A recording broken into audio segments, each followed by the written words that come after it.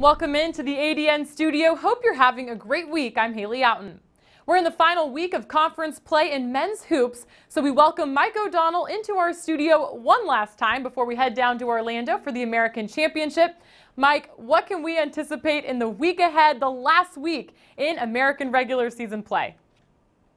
Well, nothing short of madness, Haley. Of course, we're towards the end of February, leading into March. It is the college basketball mecca, and in the American Conference, it could get a little crazy this week.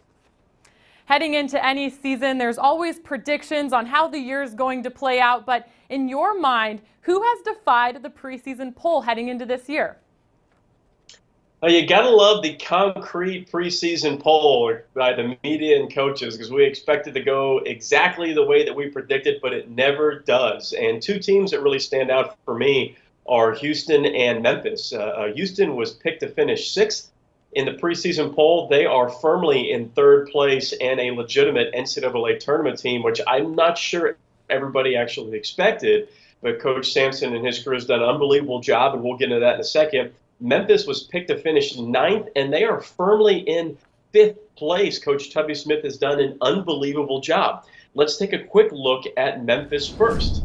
They're winners of 4 in a row, and Tubby Smith, given the media, the fans, the community questioning kind of his recruiting tactics and the way he's building his program, has constantly been in question this year, and he has not let that deter his team, his focus at all. I think Coach Tubby Smith is one of the best coaches in the country.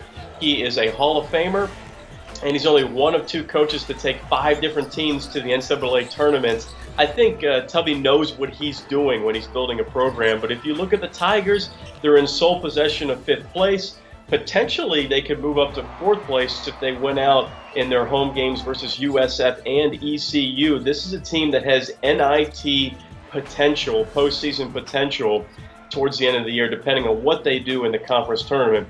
And then you look at one of my favorite teams in the country, the Houston Cougars. They're top 25 in the AP poll, and they've got an RPI of 22. Coach Kelvin Sampson is legitimate Coach of the Year candidate in the American Conference. The way that Houston is winning games is they shoot the 3 ball so well, almost 40% from the 3-point line. They lock up defensively, which hasn't been a mainstay of the Houston Cougars the last couple of years, but they have fixed it this year. They're 8th in the country in field goal percentage defense, and they rebound very well. They're the 8th best rebounding margin in the nation. Houston and Memphis defying all odds and playing incredible basketball. Give them a lot of credit to the Houston Cougars and the Memphis Tigers this year. When you talk about the preseason poll, a team that had very high expectations heading into this season is the newest member to this league, Wichita State. But some of those uncertainties that they experienced were those of Landry Shamet and Marcus McDuffie recovering from injuries in the preseason. It seems as though McDuffie may have had his breakout game last week. How is having him back and playing his game, how could that possibly impact the Shockers heading towards the postseason? Well, it's huge, and I'll get into that in a second, but really you have to look at the way that Wichita State is playing their last 4 games. They're not just playing the best basketball in the American Conference. They're the most dangerous team in the country right now. I think about a month ago, there were a lot of media pundits that were maybe saying, I don't know if this Wichita State team is for real. You and I both agree, Haley, we never faded on our love for this Wichita State Shockers team because of their ability to defend the basketball. They weren't shooting the ball well. Offensively, they weren't as crisp as they have been kind of in the middle of conference play, but they've seemed to fix that, and now they are an extremely dangerous team. But if you take a look at last week, they've been playing incredible basketball. I mean, the Shockers are winners of 6 in a row, currently playing their best basketball of the season. Shaq Morris went on a tear last week. He averaged 23 points, almost 10 rebounds and 2 blocks while shooting a blistering 68% from the field. So, if you look at this Wichita State team, Morris is playing well. Shamet is getting back to 100% after being sick for a few games. Zone buster Connor Frankamp is getting his shooting stroke back. But the biggest difference in the development and the consistency of this Shockers team is Marcus McDuffie, without question. The Shockers have been waiting for a healthy McDuffie to return to full form ever since really missing the first 11 games of the season with a stress fracture in his foot. You got to remember, this is a player who led the Shockers in scoring, rebounding, and steals last year. And mentally, it can be draining coming back from an injury like that.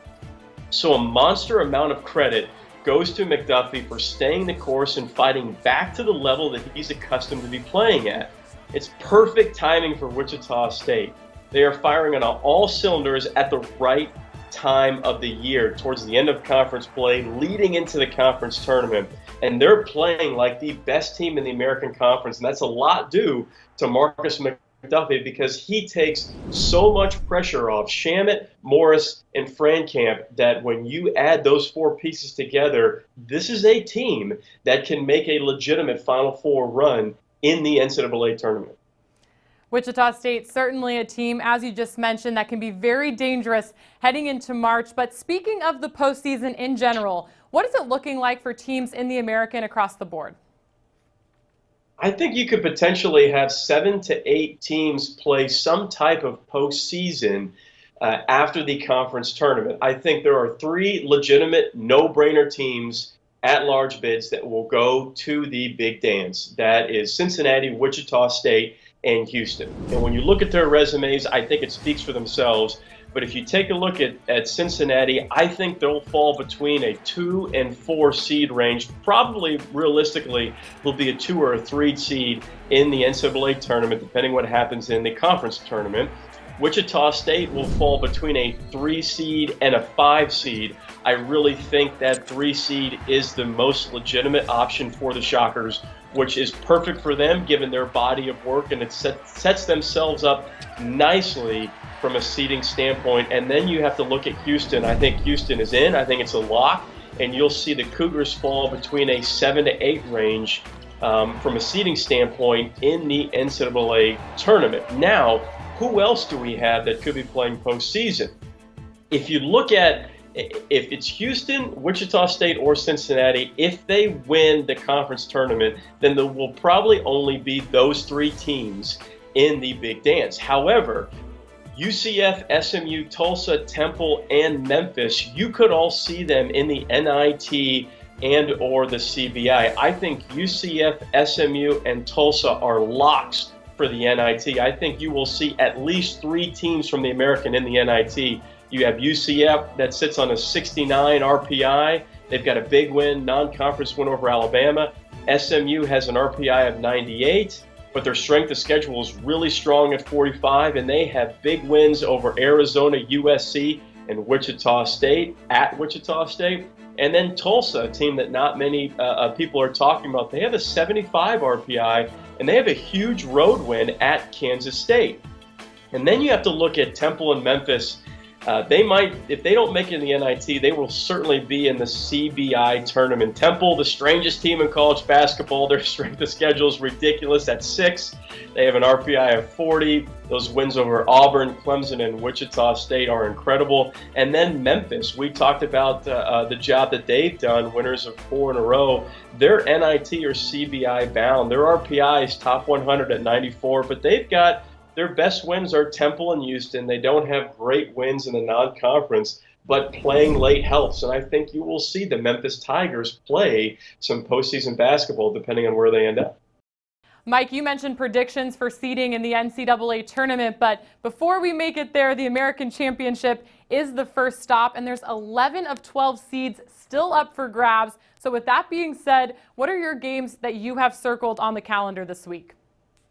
You know, you're exactly right, Haley. Matchups and seeding in the conference tournament is so important depending on which team you're matched up with. A lot of times when you'll see a team make a run, it's not necessarily because they had a higher seed or lower seed. It's who you're matched up with. So a lot can change here by Sunday.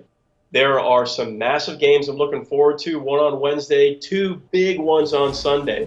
The first one on Wednesday, Houston at SMU. Could this be the return of Shake Milton? Because when Shake Milton is healthy and he's playing for this SMU Mustangs team, they're not deep, but they are a legitimate NCAA tournament caliber team because Shake Milton is so good offensively and he changes the course of the game. Houston has an opportunity to pick up a strong RPI and road win on the road. So really looking forward to that matchup, Houston at SMU on Wednesday. I also really like Sunday, you have Temple at Tulsa. That's at 3 p.m.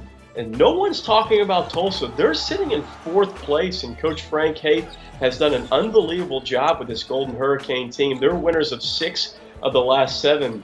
And Temple currently in 6th place. And they're trying to move up to 5th or 6th place, hoping to really get that 5th seed. If they can pick up that win, it is certainly possible that Temple could move up into 5th place. And then the monster game on Sunday at noon, Cincinnati at Wichita State. That game's on CBS. That's primetime cable. I mean, that's a rematch of one of the best games in college hoops this year. A win for the Shockers could really bump them up into potentially 1st place in the American Conference, as well as maybe a better seed in the NCAA tournament. You have McDuffie versus Evans, Shamet versus Cumberland, Morris versus Clark. Wow, I cannot wait for that game, noon on Sunday. That is the juggernaut of games in college basketball, not just in the American, but in the entire country on Sunday. Everybody's going to be watching that one. Yeah, Cincinnati at Wichita State seems like a pretty fitting way to end the regular season before we head to Orlando. But Mike, I want to say thank you for joining us in here each week, breaking down teams across the league, and I'm excited to do so with you for 4 days in Orlando. Yeah, I can't wait for the conference tournament. We got a bunch of live coverage coming for you guys, so you have to tune in and watch. Yes, we absolutely do. Before we get to the conference tournament, we have an exciting week ahead. The final day of the regular season, as Mike mentioned, is this coming Sunday, and we'll roll out all of the tournament information following the conclusion of those games. The championship begins next Thursday at the Amway Center in Orlando, so if you haven't purchased your tickets yet, there's still time to do so. Head to theamerican.org/MBB for more information. Enjoy the last week of the regular season.